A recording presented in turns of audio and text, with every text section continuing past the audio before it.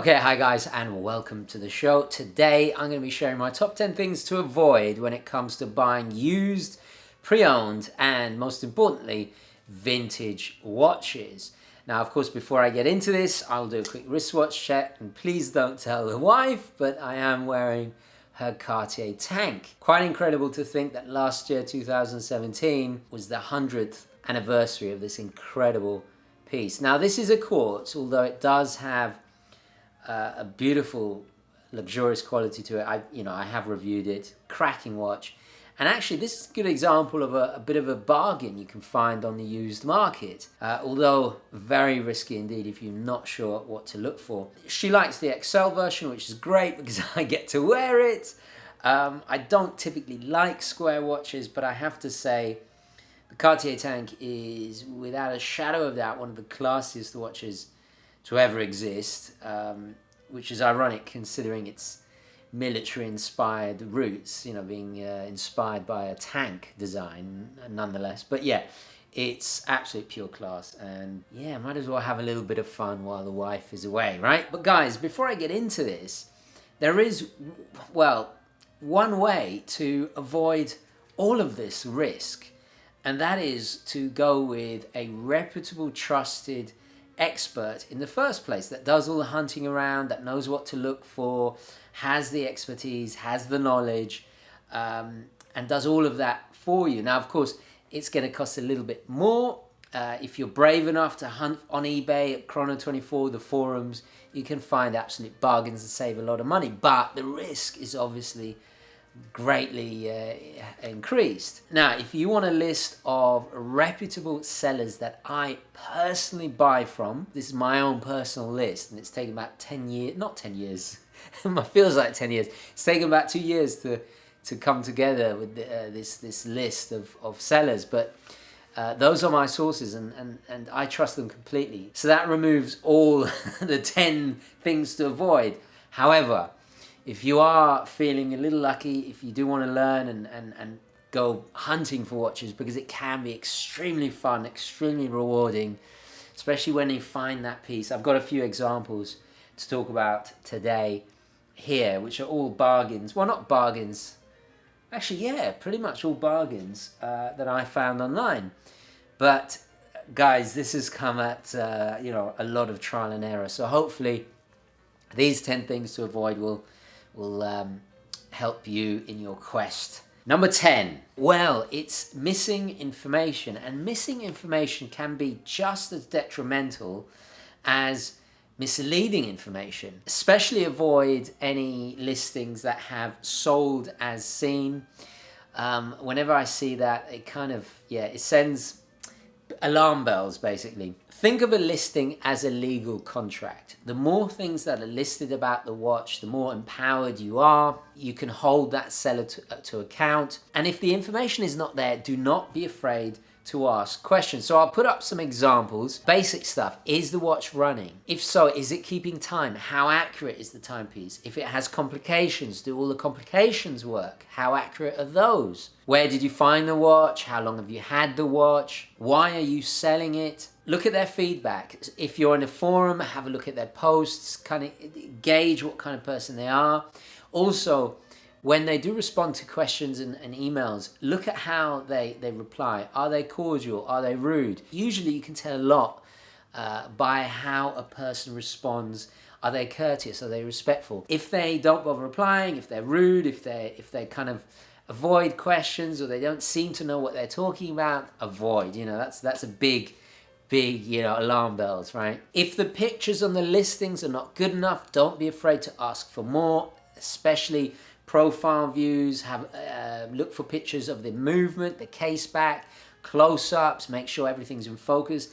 And my favorite shot, which I always look for, is just a dead-on straight shot, so you can judge the polishing. We'll get onto that in just a moment. But that is a crucial one to request, because people can actually hide over polishing by angling the way the photograph is taken. Ask what the damage is to the watch. Ask what is the wear and tear on the watch like. For some reason, the Japanese do this a lot. I've seen them in their eBay listings. They will zoom in, right, like a macro shot, and put a red outline on the tiniest little mark.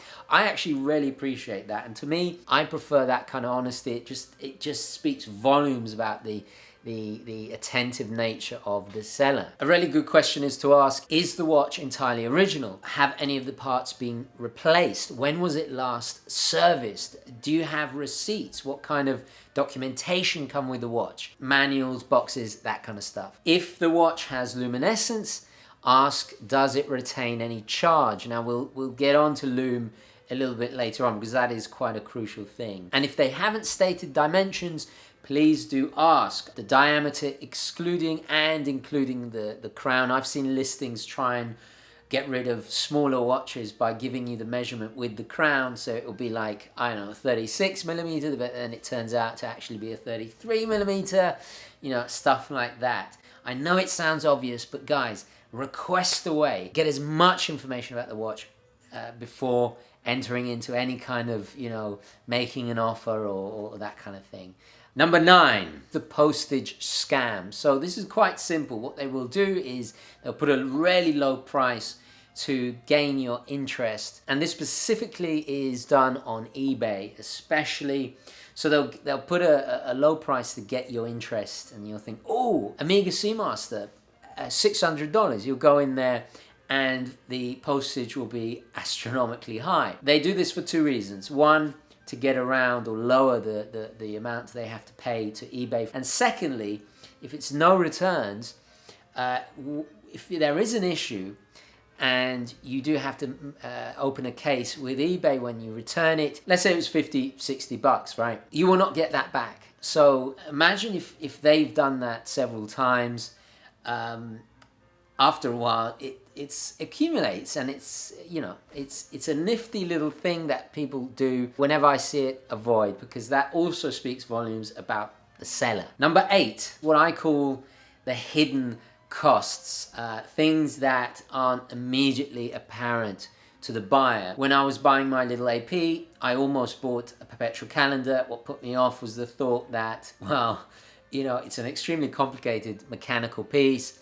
The servicing is going to be a ruddy fortune. And to be honest, as a dress watch, it's not something I wear all the time. Very, very seldom for formal attire. Is it worth forking out all that money, you know, every few years for servicing?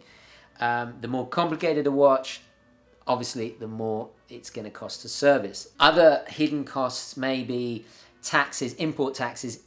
Specifically, I found when I've ordered luxury watches in England from the United States, I was hit with huge customs bill, and vice versa when I've ordered luxury watches from the UK to the United States, which is usually the other way around. Always investigate, do a little bit of research and find out first, because trust me, if you're spending several $1,000s, it can run into the hundreds of dollars, and it can end up being much more expensive than you originally thought. So do bear that in mind. Number 7, very simple, and that is, if you're buying on eBay, this scam, I see it all the time, and people still fall for it, which is beyond me. A seller will, you know, you'll be making an offer or something like that, going back and forth, and then they'll say, well, listen, if you buy it off eBay, I don't have to pay the fees, and I'll give you a better price.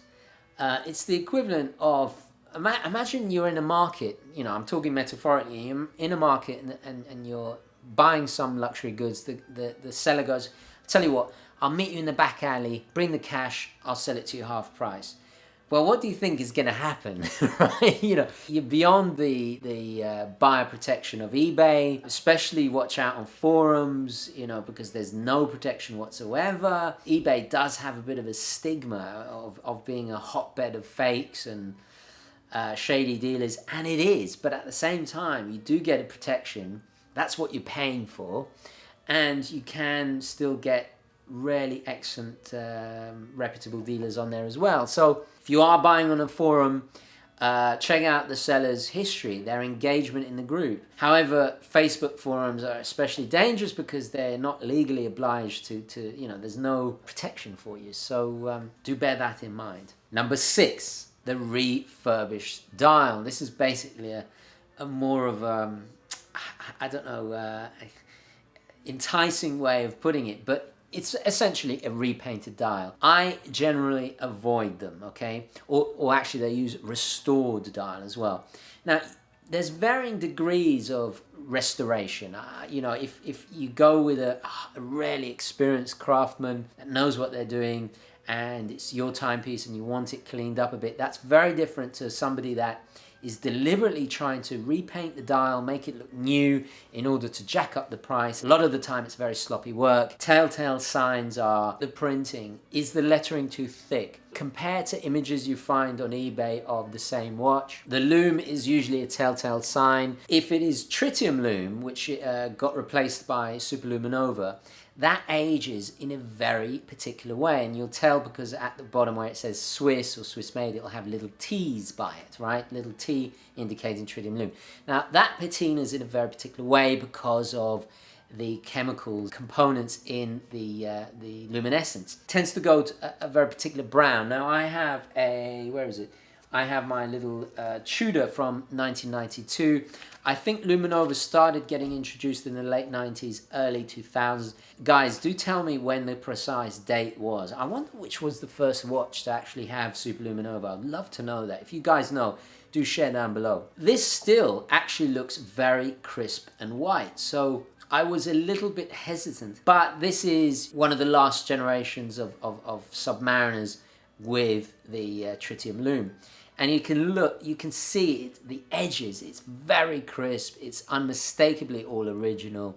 It is going to start to go brown, and I'm kind of enjoying and looking forward to that. It even still retains a little bit of charge. It's not very good, but it still does. If you're looking at, and I've seen this with the Amigas especially, where they've reloomed the dial, and it's bright green, doesn't make any sense because it's a 60s watch and it glows, like, a Seiko Monster, right? That has obviously been reloomed. Now, some people will just straight up say on the listing, oh, it's been reloomed.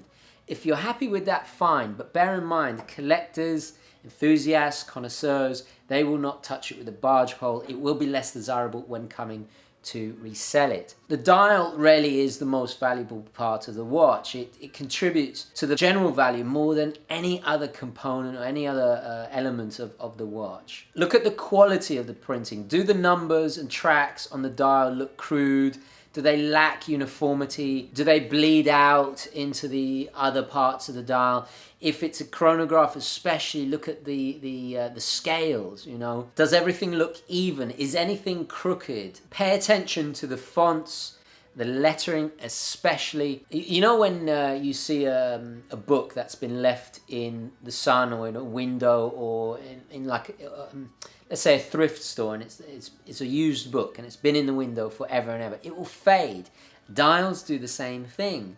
And this goes for bezels as well, which, having said that, I have seen people actually bleach their bezels to get that vintagey, not a word, vintagey look. But yeah, and dials can be faded and patina can be faked as well. But it's a lot more difficult to do. If there is damage on the dial, let's say that I've seen parts of the scales kind of scratched, guys, that's fine. I'd prefer that than something that's been repainted, and so do connoisseurs. Be wary of patina that is uneven. Sometimes that indicates perhaps there was water damage to the watch, somehow moisture got into that part of the dial, and that can then indicate that perhaps there was water got into the movement. So do bear that in mind. Watches patina in such vastly different ways. I mean, if you look at my little Amiga, my little World War II Amiga, it almost looks like blotched paper, but it's happening all over the dial. It's kind of uniformed. What's the plural of patina? Is it patina or patination? I don't know. But yeah, it's all kind of aged together. Number 5, and that is the case, dodgy cases. And the ones to avoid more than any, in my opinion, are over-polished cases. Recently I saw a hideously over-polished GMT Pepsi, and it kind of made me thankful of mine. And it's funny because I was looking at mine just the other day and I was thinking, my God, there's so many scratches and dinks and dents and all the rest of it, but at least the beveling is there. Like the other Pepsi I looked at, the beveled edges had completely gone, and that was a telltale sign. And do you remember earlier when I told you about requesting a dead-on view? Because look at the lugs, are they symmetrical? Once I bought a Seamaster GMT. I couldn't tell by the eBay pictures, but when it arrived, it was horrendously over-polished. What I think happened was one side had been polished more than the other side. It's not like you can get super glue and stick the steel back on, right? Once I saw that, oh God, I couldn't keep it. I had to send it back. Luckily, they had a good return policy and they accepted it, which is another thing. Look at their return policy. That was an excellent example because in doing so, not only had the watch become a little bit, one of the lugs thinner than the other lugs, but it had also lost a brushed finish. They had entirely done a high polish to kind of make it, try and disguise the fact. And I know what an Omega case looks like. I love the transition and the edges. It should be sharp. Even on this Pepsi here, the edges are still rather sharp. It has been polished to some degree. It's going to be very, very difficult to find a Rolex, especially one this age and older, that's not going to be polished. You might just have to accept it, but at least look for not over polishing. And the same goes for, or even more so, for precious metals. Obviously gold is a lot softer. Yeah, God, I've seen some horrific over polishing on some yellow gold Rolexes. It just makes one shudder. I'd prefer to have a more banged up piece and with wear and tear than over polishing. I really would. Another thing to avoid is chrome plated and gold plated watches. Now, I'm not saying avoid entirely. You can find some amazing chrome plated World War II watches, and that's because stainless steel was obviously a commodity in wartime that was sought after. So they, especially with military watches to keep costs down, they did a lot more chrome plating. Same goes for gold plating. I typically avoid it because once it goes, you can't get it back. Another example is the Tag Heuer 1000, the Wolf of Wall Street, the gold-plated infamous watch DiCaprio wore in the movie. Those are highly sought after. I bought one for $600 years ago, sold it for almost double, and the gold was coming off. Such is the demand. So my rules are not absolute. Actually, they're not rules. They're just pieces of advice.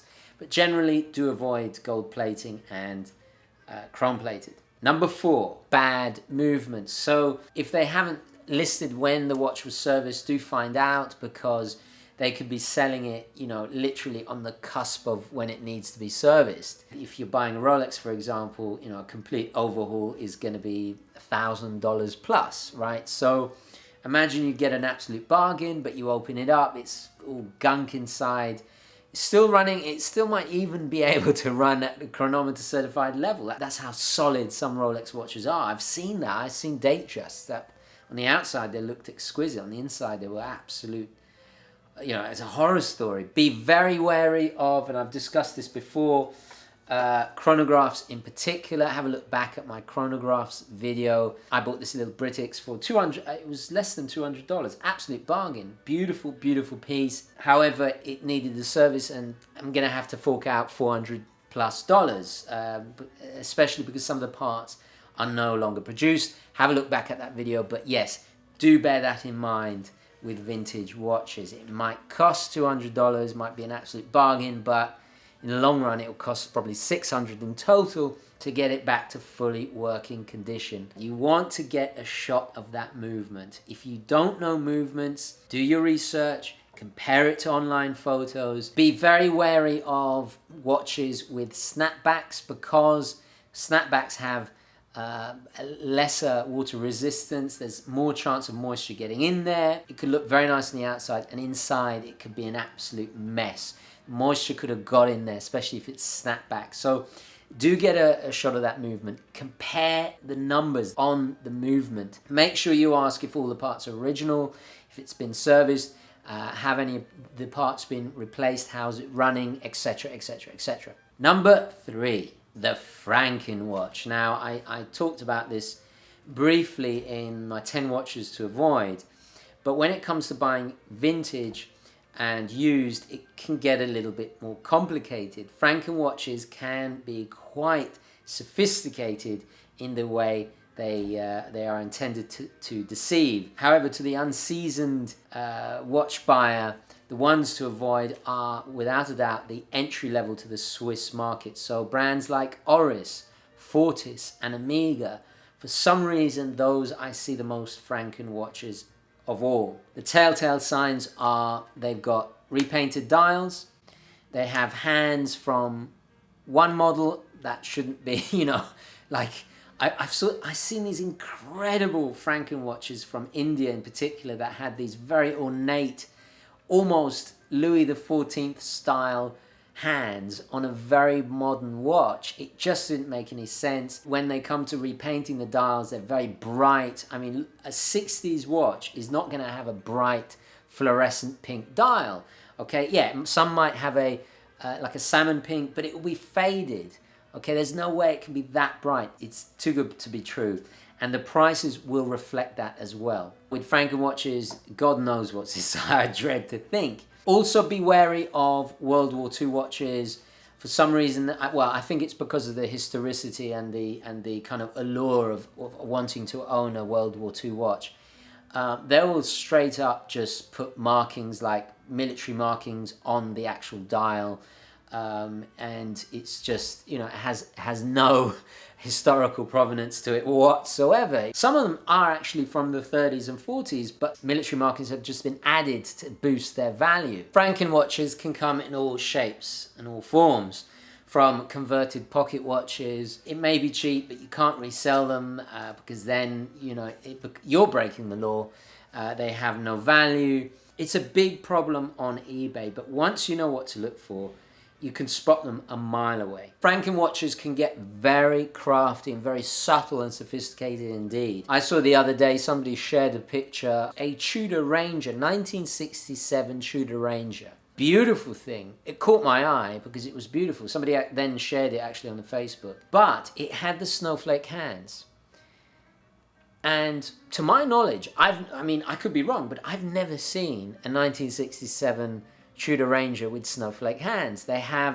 Typically they have the arrow hands, right? So it had a beautiful patina. The hands had even patinaed the same color as the numerals on the dial. Very, very subtle. And at first glance, you don't even notice, right? And if you're into Tudor and you're just getting into Tudor, you'll think, oh, gorgeous. And it did actually look gorgeous. Number 2. Okay, number 2, the second thing I would advise avoiding or being extremely wary about is certain countries and certain brands. So, it's obvious that Rolex, Omega, Breitling, and we're joined by the NYPD. I'm not sure if you can hear that. Anyway, I'll carry on. Certain brands obviously carry more risk. It's far more riskier buying a Rolex, I think, because it's such a, do I have to explain? It's such an aspirational brand. It's the most faked watch brand of all time. Buying a little vintage Doxa from the 60s is, it's still risky, but the odds are that you're going to find a better deal, and it's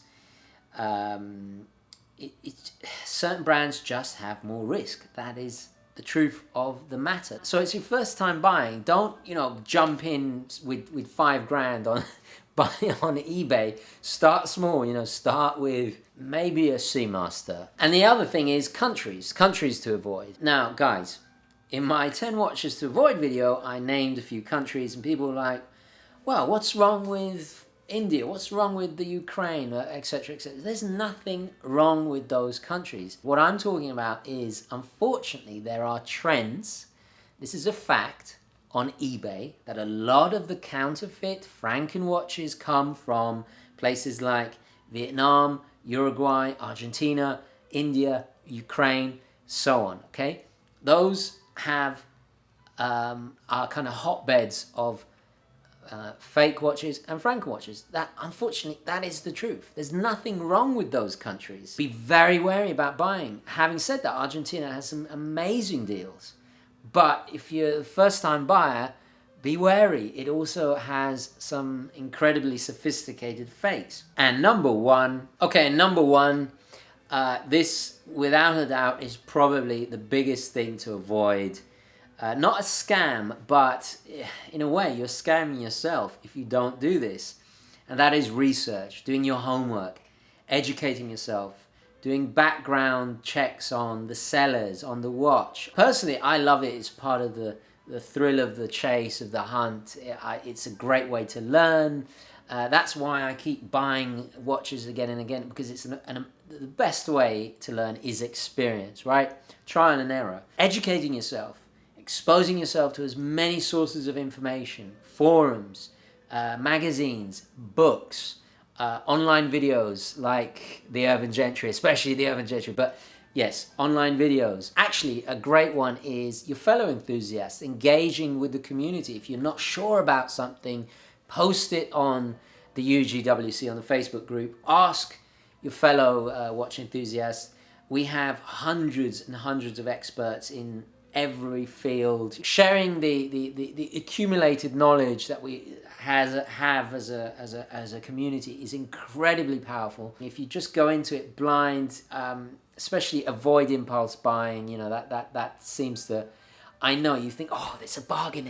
Wait a minute. You know, if it's too good to be true, like the old motto goes, you know, something's rotten in Denmark. I think also a part of the research that is often kind of overlooked is the importance of forming a relationship with your local watchmaker. Pick their brains as much as you can. You know, there's so much to learn. Now, okay, if you don't have, unfortunately, it is a dying industry, and a lot of places are shutting down, and it's not like there are many young people becoming watchmakers now. I, for example, started a really great relationship with Saltzmans. I hire them personally. I've had them service 3 or 4 of my watches now. I've consulted with Richard. Shout out to my good friend Richard. He's an expert, if you look at that chronograph video in particular. And the knowledge I gained and the insight, especially with his accumulation of working in the business with his watchmakers, sourcing parts, and you know, was invaluable. I've learned so much. So it doesn't have to be, you know, one-on-one. It can also be online. You know, don't be afraid to contact them. But anyway, guys, that is my top 10. Please do share any nuggets of information, experiences, advice, things to avoid when it comes to buying vintage, used, pre-owned watches in the comments below. Let's try and help out as many of you out there as we can. Thank you so much for watching. Please don't forget to like this video if you enjoyed it, found it useful, and as always, guys, I will catch you in the next one. Okay, ciao.